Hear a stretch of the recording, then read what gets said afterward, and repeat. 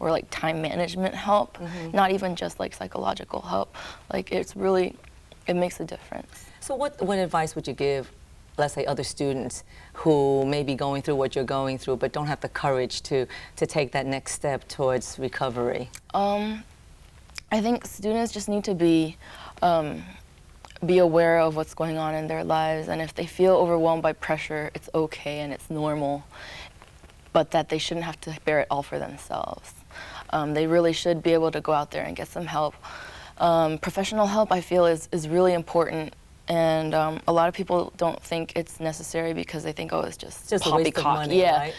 But it's like going to a friend who knows what to say back to you, because a lot of times friends don't know what to say. And Asian American students, are they under more pressure than other students to excel and not have these issues? Do you think that there is a difference between these students and the mainstream students, or not? I'm sure every student, especially in Ivy League setting, a lot of them have their pressures to do well and to be the top of the top.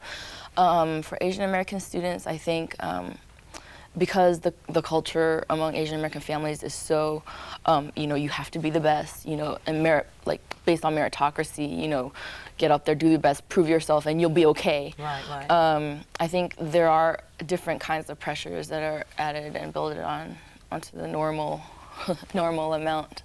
Well, now, Olivia, I know because of your activity in the Asian American community, there are some articles that you've written that have been included in this magazine, in this book over here, right? Yes. Let's just take a look at this book, Yellow Girls. Yeah, okay, you have 2 articles there? I think one way that I helped, well, not helped, but one way that I dealt with my frustrations and experiences was through writing, because I really enjoy writing. So this book, it's an anthology of Asian American girls' writings, like the first one done by Asian American girls for Asian American girls. And included in here are 2 of my short pieces, which one speaks about the issue of beauty and how beauty doesn't have to be what the world tells you beauty is, you know, blonde-eyed, you know, whatever, perfect skin, perfect, you know, like perfect shape, all right, that, perfect shape. And it talks about my own experiences with my mom trying to get me to get an eyelid surgery, which is a big deal among Asian Americans, and a lot of the mainstream U.S. or the world doesn't know about how big of a deal it is for Asian Americans to get this eyelid surgery done. And my other piece is about but you've chosen that's not something you're interested in. Oh, definitely not.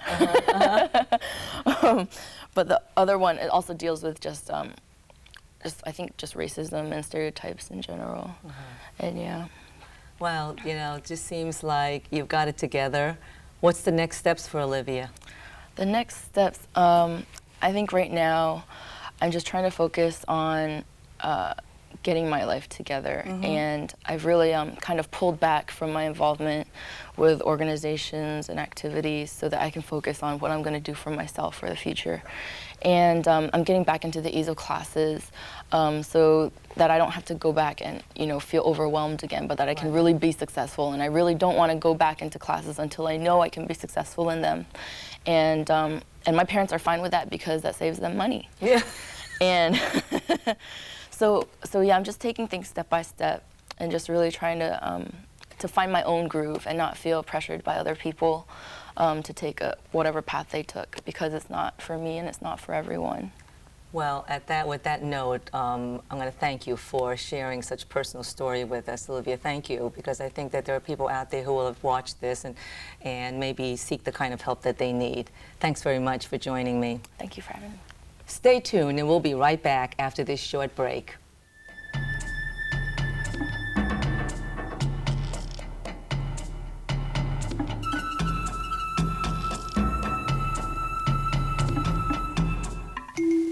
In nature, we see reflections of our children.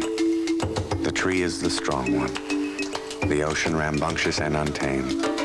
Like our children, each brings something wonderful and unique. They add color, they bring life. And to choose the sky over the water would be like choosing one child over the next. EarthShare, the world's leading environmental groups working together. To learn how you and your employer can help, visit our website. This is the story about a group of kids who volunteered. Doing something nice for someone. We fixed stuff. Did some art projects with the kids. We fixed up his house. We worked in the woods. Cleaned up the park. Did something for the planet. We just did it. No other reason. And you know what? It was great. At first, they didn't know each other. Well, that didn't last long. This guy is really funny. Me? These are my new friends. Are you into it? Call 4-H or check out our website at areyouintoit.com.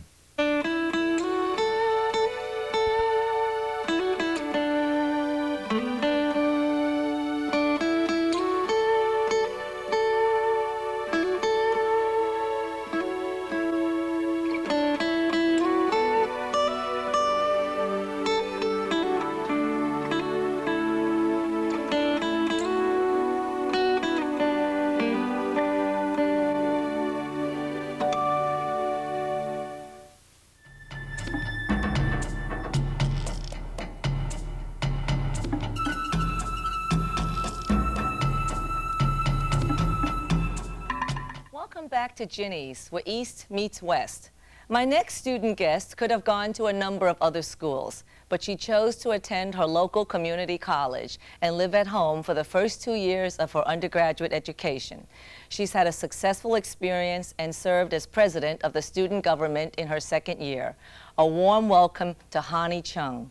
Thanks so Welcome, much. Hani. Thank you. What a coincidence that both you and my first guest on this show are both Chungs, right? No relation, right? No, not as far as I